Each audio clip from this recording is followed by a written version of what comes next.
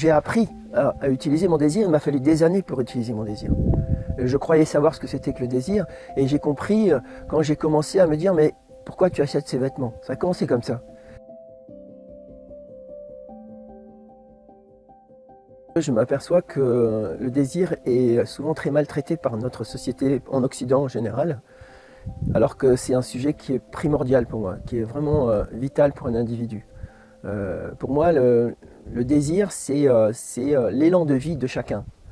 Et si cet élan de vie est entretenu, alors on peut vivre d'une manière libre et autonome. Si on vit en fonction de sa peur, qui est l'autre facette de la pièce, à ce moment-là, on est constamment dans la survie. Donc voilà pourquoi j'ai choisi ce sujet. Alors c'est quoi le désir spirituel ou la spiritualité du désir? Pour moi, c'est replacer le désir au niveau sacré. C'est-à-dire considérer ce désir comme la source de toute procréation. Par exemple, quand on s'accouple, c'est le désir qui est à l'origine de l'accouplement, de la création de l'humain, de l'enfant, du nourrisson. Et donc, c'est un élan, c'est une énergie, c'est aussi une émotion qui est la première émotion de vie. Ça veut dire que le nourrisson, quand il sort du ventre, il a le désir de téter le sein de la mère. Donc le désir est sacré, vraiment sacré. Et je crois que là, plutôt que de combattre la peur, ce qui est important, c'est de vivre son désir pleinement et de prendre la mesure de son importance. Hein?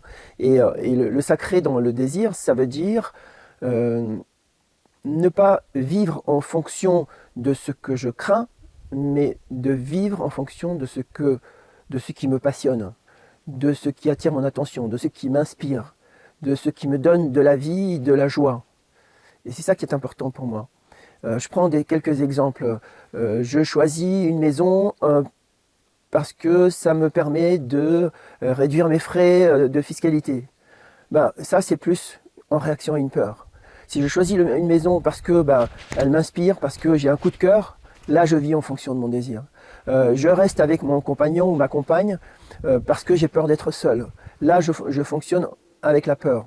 Alors que si je reste avec l'autre parce que je le choisis tous les matins, parce que c'est la personne que j'aime, alors je vis en fonction de mon désir. Voilà quelques exemples qui montrent à quel point le désir nous côtoie tous les jours, dans tous les actes. Quand j'achète un vêtement, est-ce que ce vêtement, je l'achète parce que j'ai un coup de cœur ou est-ce que je l'achète parce que il est économique, par exemple? J'ai appris à utiliser mon désir, il m'a fallu des années pour utiliser mon désir.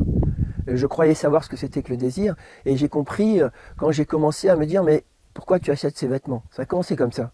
Je me suis dit, à partir d'aujourd'hui, je vais acheter des vêtements que j'aime, et seulement des vêtements que j'aime. Pas parce que ils coûtent moins cher, pas parce que ils sont fonctionnels, mais parce que j'aime ces vêtements. Ça peut paraître subjectif, mais pour moi, c'est une forme d'objectivité.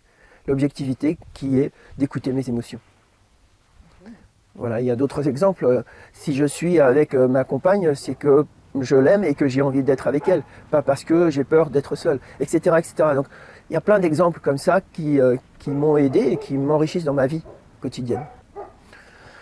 Alors, s'il y a une chose à retenir, c'est de ne pas sous-estimer le désir, vraiment.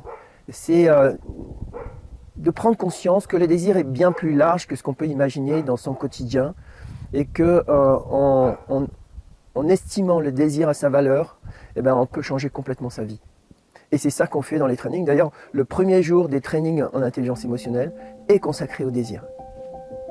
Si tu aimes cette vidéo et que tu veux nous encourager à continuer, nous t'invitons à t'abonner à la chaîne, à liker l'épisode et à laisser un commentaire pour nous donner ton avis. Tu peux aussi partager cette vidéo avec ton entourage si tu penses que ça peut les intéresser.